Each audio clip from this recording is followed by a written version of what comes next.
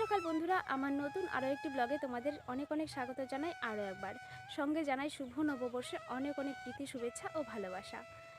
আজকে বছরের ৩ তারিখ হয়ে গেছে, তারপরেও তোমাদের শুভ নববর্ষে অনেক অনেক শুভেচ্ছা জানাচ্ছি। কারণ প্রথম দিন আমার কোনো ব্লগ করা হয়নি। আমাদের বাড়িতে সেই ধানের কাজ চলছে, একঘেয়েমি জীবনযাপন। আর সঙ্গে প্রথম দিনে কোনো রকম প্ল্যানও ছিল না, আর কোনো রকম ভিডিও করা হয়নি আমাদের, তো তোমাদেরকে শুভেচ্ছাটুকু জানানো হয়নি। তো খুব ভালোভাবে কাটিয়ে দাও এবছরটি, সঙ্গে আমিও খুব ভালোভাবে কাটানোর চেষ্টা করব। আজকে সকালবেলা ঘুম থেকে উঠে দেখি রোদ উঠে গেছে। ঘুম থেকে উঠেছে 6:30, একটু বেশি হবে কারণ 6:30টায় ঘুম ভেঙেছে, কিন্তু বিছানা ছাড়তে ছাড়তে একটু দেরি হয়ে গেছে। উঠে দেখি রোদ উঠে গেছে।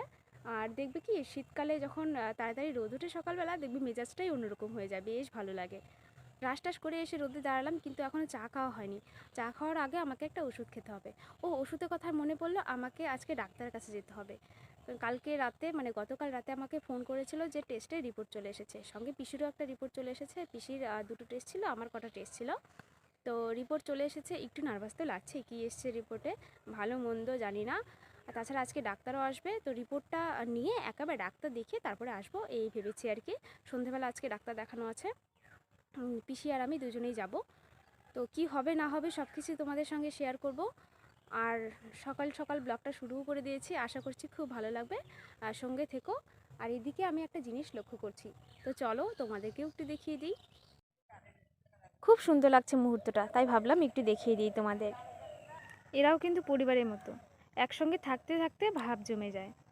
দুইজনকে দুই জায়গা থেকে আনা হয়েছে, কিন্তু তারপরেও দেখো কী সুন্দর মিলেমিশে গেছে। আমার ঠিক সামনেই বাবা মাঠে কাজ করছে। এদিকে পাশের বাড়ি একটা জেঠু এসে বাবার সঙ্গে গল্প করছিল আর কি। দেখো কুয়াশা এখনও ঠিকঠাক ছাড়েনি, কিন্তু সুন্দর রোদ উঠে গেছে।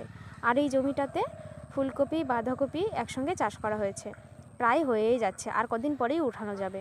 তো সবটাই আর কি বিক্রির জন্য লাগানো হয়েছে, কারণ এত তো আমাদের খেতে লাগবে না। তো চলো আরও একটা জিনিস তোমাদের সঙ্গে শেয়ার করব। এই যে দেখো, শীতের শুরুতে এই গাছটা লাগিয়েছিলাম। শীতের শুরু না, তার আগেও গাছটা চারা গাছটা লাগিয়েছিলাম। সেই বীজ থেকে চারা গাছটা হয়েছিল, তারপরে দেখো এখন কত বড় গাছ হয়েছে। আর কদিন আগে বলছিলাম না যে এটাতে ফল আসছে না, শুধু ফুল আসছে। এই দেখো ফল এসে গেছে ফাইনালি। আমার মনে হয় অঘ্রাণ মাসে এটা হওয়ার কথা ছিল না, এটা সময়ই ছিল পৌষ মাস। তো পৌষ মাস পড়তে না পড়তেই কিন্তু ফল ধরা শুরু করেছে। আর নিজের হাতে লাগানো গাছে যখন ফল আসে, কী যে অনুভূতিটা হয়, কী রকম অনুভূতিটা হয়, যে লাগায় সে বোঝে। এই যে দেখো এগুলো একটু বড়ও হয়ে গেছে। আমাকেও একটা দে। সকাল সকাল আমার পেছন পেছন এসে পিলি নিয়ে বসে পড়েছে পাঁপড় নিয়ে। আমিও তাই একটা ভাগ বসালাম এতে, যদিও খাওয়াটা ঠিক না খালি পেটে পাঁপড়, তো এক প্যাকেট তো চলো খেয়ে নিই দুজনে মিলে। চলো আরও একটা জিনিস তোমাদের সঙ্গে শেয়ার করি। দেখো এইটা দেখানোর জন্য এখানে নিয়ে এলাম। সূর্যমুখী ফুলটা কেবল ফুটতে শুরু করেছে, কি অপূর্ব লাগছে। কেবল তো ফুটতে শুরু করেছে, সঙ্গে আরও একটা কুড়ি আছে যে। আর পাশের গাছগুলোতে কি সুন্দর ফুল এসেছে দেখো। রান্নাঘরে চলে এসেছি চা খাওয়ার জন্য। আর এদিকে পাশের বাড়ি একজন জেঠিমা এসেছেন, ওনাকে চা দেওয়া হয়েছে, উনি একটা দরকারে এসেছেন। তো চলো আমি আগে ওষুধটা খেয়ে নিই। ওষুধটা এত বাজে খেতে, একটা বিদঘুটে গন্ধ তো আছে, সঙ্গে একদমই তেতো তেতো ভাব। আর সকালবেলা খালি পেটে তেতো জিনিস খাওয়া যে কি কষ্টকর, কি আর বলবো। তো যাই হোক, কষ্ট করে ওষুধটা খেয়ে নিচ্ছি। এদিকে জেঠিমা ওনার কাজ সারছেন। কাজটা ছিল দাদার সঙ্গে দরকার ছিল, কোনো একটা ইলেকট্রিক্যাল প্রবলেম ছিল আর কি। তো আমি এদিকে চা খেতে বসেছি। চা খেয়ে দিয়ে তারপরে পিসিকে সবজি খেতে দেবো রান্নার জন্যে।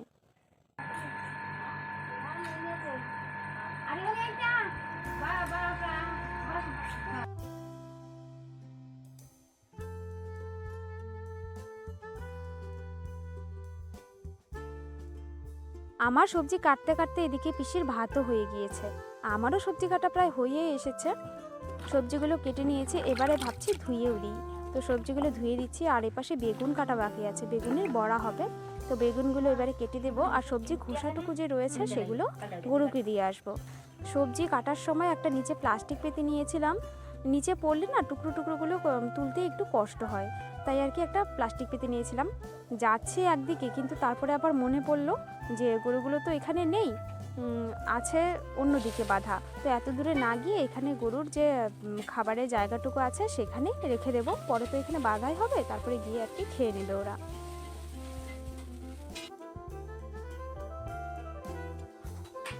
সবজি কাটা ঝামেলা তো শেষ, তারপরে ঘরে এসে দেখি বাসনপত্রগুলো নিচে আছে। বৌদি ধুয়ে নিয়ে এসেছে চায়ের বাসন, আর গতকাল রাতে কিছু বাসি বাসন আছে সেগুলো ধুয়ে নিয়ে এসেছে। তো ওই বাসনপত্রগুলো ভাবছি জল ছাড়িয়ে তুলে রাখি, তাই রেখে দিচ্ছি। আর সবজি কাটা হয়ে গিয়েছে, বেলাও অনেকটা হয়ে এসেছে, তো ভাবছি স্নানটুকু করেই নিই। এই শীতকালে একটু তাড়াতাড়ি স্নান করলে ঠান্ডাটা একদমই লাগে না। তো বাসনপত্রগুলো তুলে দিয়ে তারপরে ভাবছি স্নানটুকু করে নেব।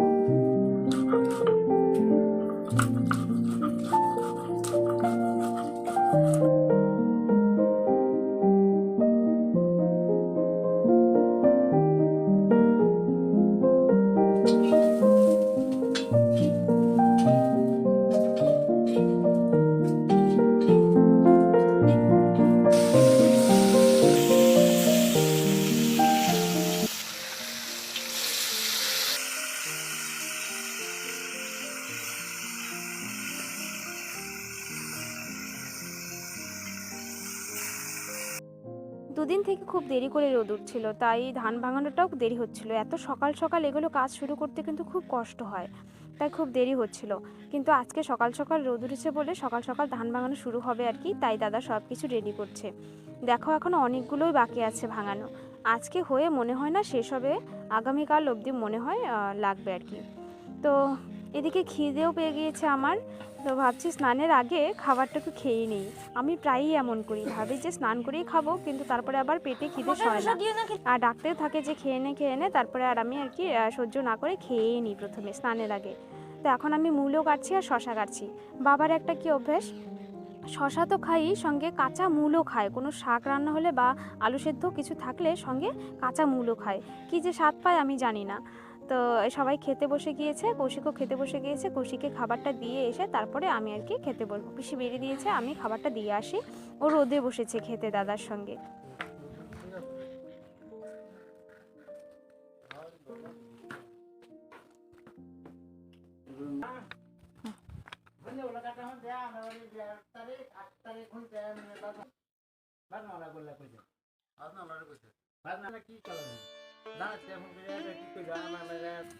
খাওয়া দাওয়া সেরে একটু রেস্ট করে স্নানও করে নিলাম, তারপরে ফুল তুলতে এলাম। আর এদিকে বৌদিকে ডাকছিলাম, দেখো নতুন গাছের ফুল তুলছি, তাই একটু দেখে যাও। এত সুন্দর ফুলগুলো হয়েছে, তুলতেই ইচ্ছে করছিল না। তারপরে আবার ভাবলাম নতুন গাছের ফুল দিয়ে পুজো দেবো না একদিন, আর নতুন গাছে ফুল দিয়ে পুজো দিলে কিন্তু খুব আনন্দ হয়। আজকে কী যে আনন্দ হচ্ছে, তুলতেই ইচ্ছে করছিল না। তারপরে আবার ভাবলাম যে পুজো দেবো, হবে না, তুলতে তো হবেই, একটা দিন অন্তত তুলি, বাকিগুলো থাক।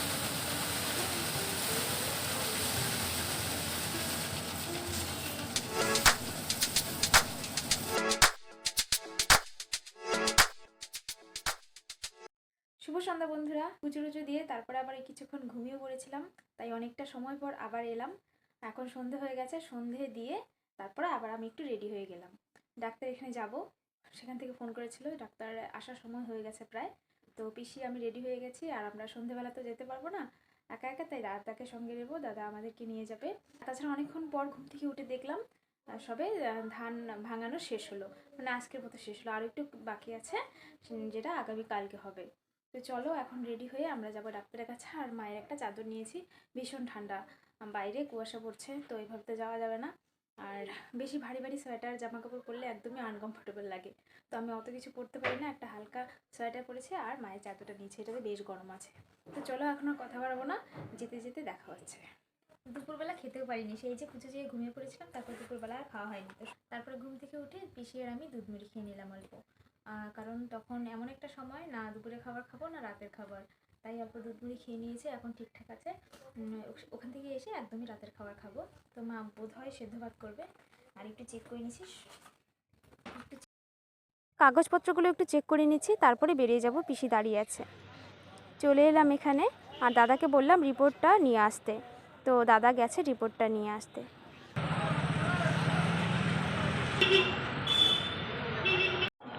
কোনটা কার ভিডিও দিচ্ছে দেখিস?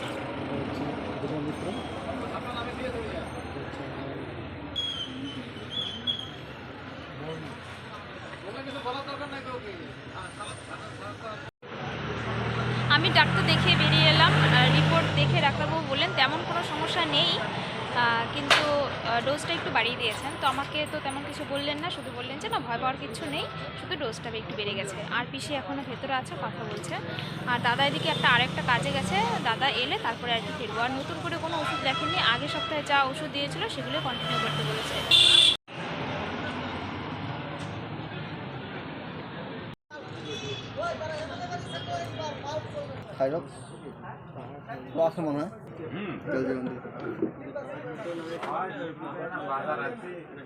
গিয়ে ওষুধপত্র নিলাম যা নেওয়ার ছিল, আর এখন একটা যাচ্ছে কসমেটিক্সের দোকানে।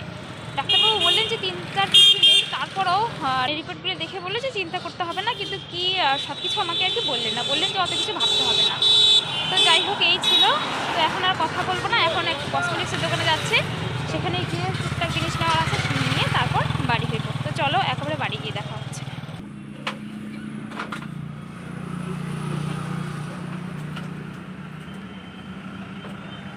বাড়িতে চলে এসেছি, মা সেদ্ধ ভাত করেছে, সঙ্গে সকালে তরকারি ছিল সেটা দিয়েছে। তো এখন অল্প খেয়ে নেবো, এত খেতে ইচ্ছে করছে না। যতই বলুক ডাক্তার টেনশনে কিছু নেই, তারপরে আর কি একটু টেনশন হচ্ছে। তো যাই হোক চলো, এরই সঙ্গে আজকে ব্লগটিও আমি এখানে শেষ করছি। কেমন লেগেছে অবশ্যই আমাকে কমেন্টের মাধ্যমে জানিয়ে দিও। ভালো লাগলে একটা লাইক দিয়ে পাশে থাকতে ভুলো না। দেখা হচ্ছে পরবর্তী একটা সুন্দর ব্লগের সঙ্গে। শুভরাত্রি, খুব ভালো থেকো, সুস্থ থেকো।